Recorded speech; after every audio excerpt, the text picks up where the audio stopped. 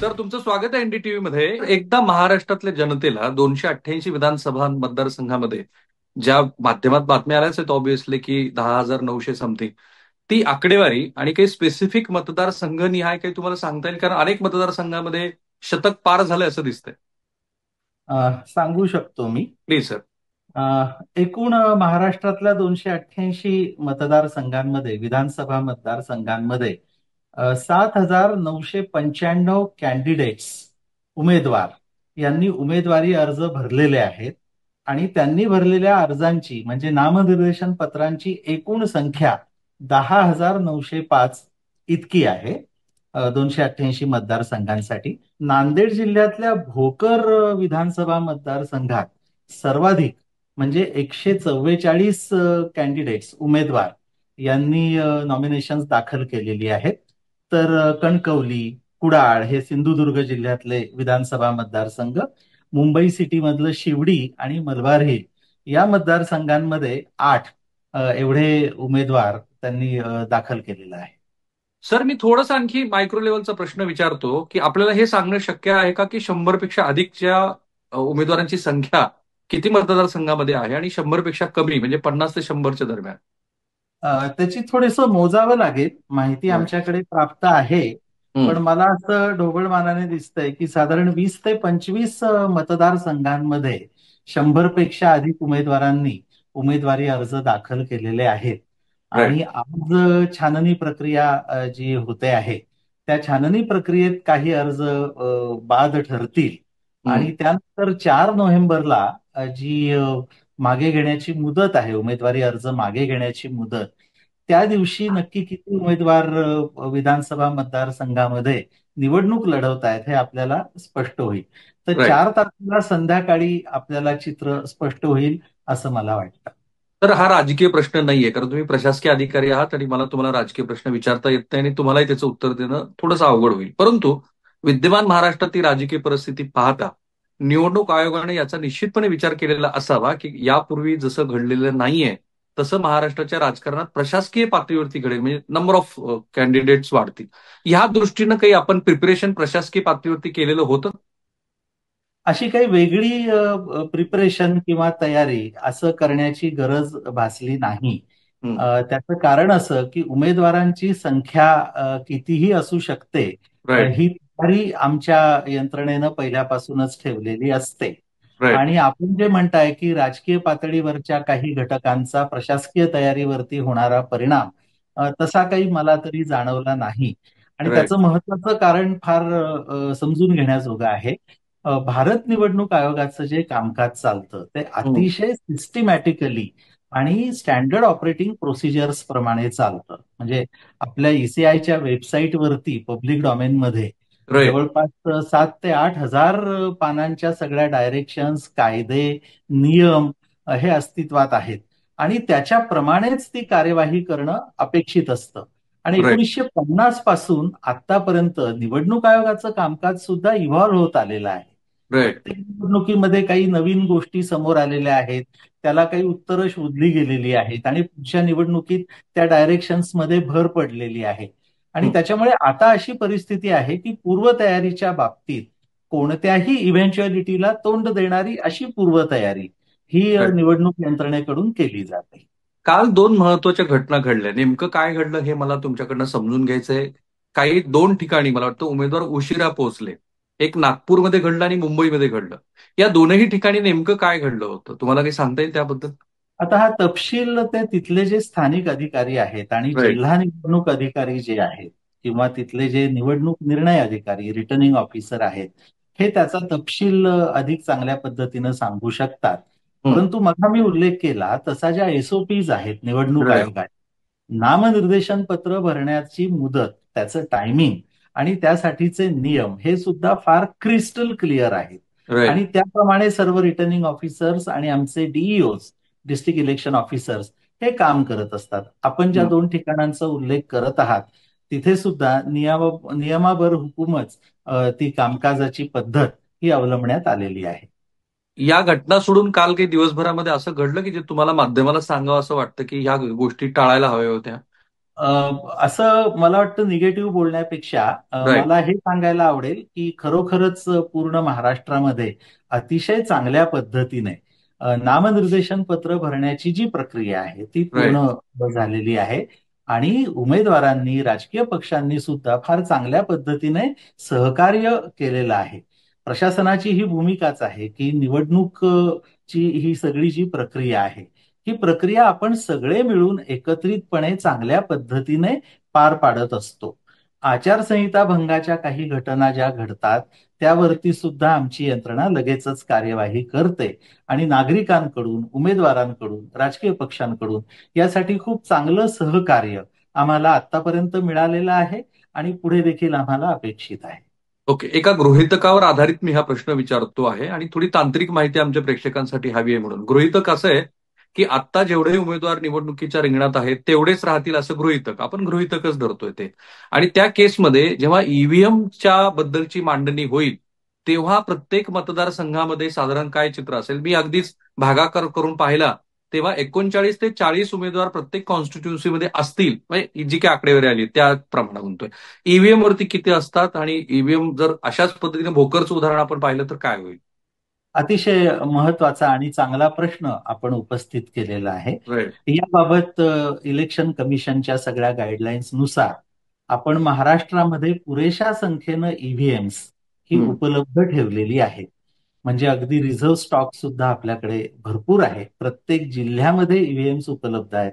आपल्याला कल्पना आहे की ईव्हीएम मध्ये कंट्रोल युनिट, बॅलट युनिट आणि व्हीव्हीपॅट असे 3 भाग असतात. त्यापैकी एका बॅलट युनिटवरती 16 बटन्स असतात आणि 16 पेक्षा कमी उमेदवार असतील तर एक बॅलट युनिट मतदारसंघामध्ये पुरेसं होतं एका मतदान केंद्रासाठी. आणि हे सर्व राजकीय पक्षांच्या प्रतिनिधींच्या उपस्थितीत पूर्ण झालेलं आहे त्या त्या जिल्ह्यामध्ये. ओके. एक उत्सुकता म्हणून मधल्या काळात व्हॉट्सअपवरती खूप मेसेज फिरला की अमुक अमुक संख्येनं जर उमेदवार झाले तर निवडणुका ह्या बॅलेटवरती घ्याव्या लागतील, त्या ईव्हीएम वरती होणार नाहीत. Is it true? अ, आमची तयारी तर अशी आहे की उमेदवारांची संख्या कितीही असली ओके. तरी आपण बॅलट युनिट्सवरती घेऊ शकतो. व्होटिंग कंपार्टमेंटची जागा ही थोडीशी जास्त लागेल एवढाच एक फरक पडेल. पण ओके. अन्यथा आमची निवडणूक यंत्रणा कितीही संख्येनं उमेदवार असले तरी निवडणूक यशस्वीपणे पार पाडण्यासाठी आणि ईव्हीएमच्या वापरासाठी पूर्णपणे सज्ज आहे. ओके. एक थोडा नकारात्मक प्रश्न आहे, कारण ह्याबद्दलचं जेव्हा माध्यमामध्ये वार्तांकन होतं तेव्हा काही जणांना त्याचा त्रास होतो. उदाहरण म्हणून पुण्यामध्ये आपण बघू की 113 कोटी रुपयाचं सोनं पकडलं वगैरे असं म्हटलं गेलं. त्याचा गाडगिळांना खूप त्रास झाला. तर मला जरा तुमच्याकडनं हे समजून घ्यायचं आहे, कारण त्यात थेट तुमचा काही संबंध नाहीये. स्थानिक पातळीवरती जी मंडळी काम करत असतात. आत्तापर्यंत ह्या क्षणाला आपल्याकडे आचारसंहिता भंगाच्या, सोने जप्त केल्याच्या किंवा पैसे जप्त केल्याच्या किती तक्रारी आल्यात? आणि जेव्हा जप्तीबद्दलची गोष्ट होती तेव्हा जो गाडगिळांना त्रास झाला तो त्रास आपल्याला कमी करता येऊ शकतो का? याचं मी अगदी सविस्तर उत्तर देऊ इच्छितो. प्लीज. कारण आपण एक वाक्य वापरलं की संबंध नाही असं नसतं. महाराष्ट्रात निवडणूक विषयात जे काही घडतं आहे राईट. राज्य पातळीवरचं कार्यालय या नात्याने आमचा त्याच्याशी संबंध असतो. आमचं फाईन. त्या सगळ्या घडामोडींवरती बारकाईने लक्ष असतं. आपल्याला मी माहिती देऊ इच्छितो. आपण 2 मुद्दे बोलता बोलता उपस्थित केलेले आहेत. एक आपण म्हटलं आचारसंहिता भंगाच्या बाबतीत तक्रार. आणि दुसरं आपण जप्तीबाबत म्हटलं आहात. मी आपल्याला सांगितलं तसं इलेक्शन कमिशन ऑफ इंडियाचे या बाबतीतले स्टँडिंग ऑपरेटिंग प्रोसिजर्स या अतिशय स्वच्छ, स्पष्ट आहेत आणि आमच्या ज्या एन्फोर्समेंट एजन्सीज आहेत, इम्प्लिमेंटिंग एजन्सीज यांच्यापर्यंत या महाराष्ट्राच्या बाबतीत 24 इम्प्लिमेंटिंग एजन्सीज आहेत. त्याचबरोबर ओके. त्यापैकी 19 एजन्सीज आपण ऑनबोर्ड केलेल्या आहेत ईसीआयच्या सॉफ्टवेअर्सवरती. ही ओके. 2 सॉफ्टवेअर्स आहेत. एक सॉफ्टवेअर आहे सी विजिल या नावाचं. ओके. सी विजिल हे सॉफ्टवेअर पब्लिक डोमेनमध्ये सामान्य नागरिकांना सुद्धा उपलब्ध आहे.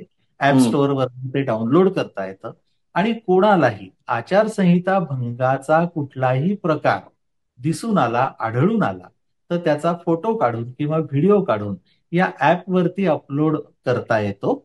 राईट. त्याचबरोबरच त्याचं जे जीपीएस ट्रॅकिंग आपोआपच त्या ठिकाणाचं आमच्या यंत्रणेला होतं आणि 100 मिनिटाच्या आत आमच्या ज्या एफएसटीज असतात, फ्लाइंग स्क्वॉड्स, ज्या आचारसंहिता भंगाच्या अशा प्रकारांवरती लक्ष ठेवण्यासाठीच नेमलेल्या आहेत, हे स्क्वॉड 100 मिनिटाच्या आत तिथे पोहोचतं आणि आचारसंहिता भंगाचा प्रकार थांबवतं. कारण आचारसंहितेचा भंग थांबवणे हे आपल्या सर्वांचंच अतिशय प्राथमिक करेक्ट. असं काम आहे. तर आमची यंत्रणा तिथे ताबडतोब पोहोचते. याची आकडेवारी सांगायची झाली तर सी विजिल या ऍपवरती आतापर्यंत महाराष्ट्रात 1648 एवढ्या ओके. तक्रारी आम्हाला प्राप्त झाल्या. या 1648 तक्रारींमध्ये नजीकची जी फ्लाइंग स्क्वॉड आहे ती 100 मिनिटाच्या आत, म्हणजे खरं तर मला जो ऍव्हरेज टाइम दिसतोय सॉफ्टवेअरवर तो 1 तासाचा आहे.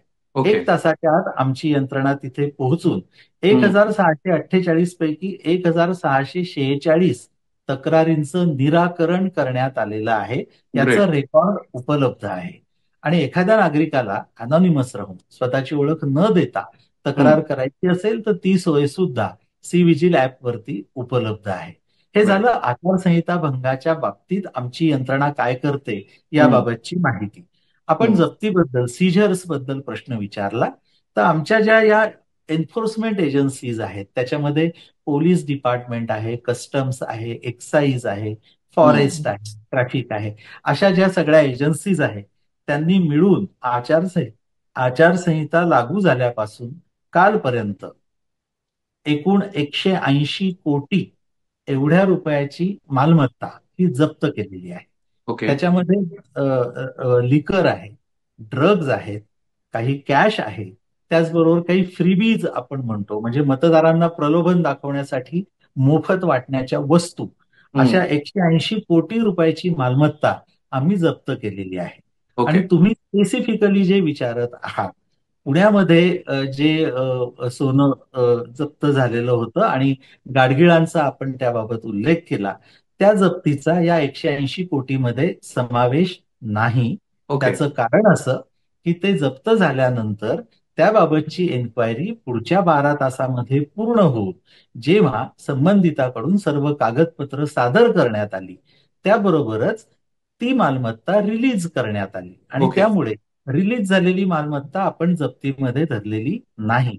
आपण गाडगिळांबद्दल जो विषय काढला त्याबद्दल मी सांगू इच्छितो की याप्रमाणे खरोखर जेन्युइन जे पर्सन्स असतील, जेन्युइन जे ऑर्गनायझेशन्स असतील, राईट. त्यांना सीजरचा त्रास होऊ नये याच्यासाठी भारत निवडणूक आयोग, आमचं कार्यालय आणि आमची निवडणूक यंत्रणा विशेष हम्म. दक्ष आहे. हम्म. कोणतंही सीजर झाल्यानंतर 24 तासाच्या आत त्याबद्दलची इन्व्हेस्टिगेशन कंप्लीट करून राईट. खात्री जर पटली की कागदपत्र व्यवस्थित आहे तर ते हम्म. मोकळं केलं जातं.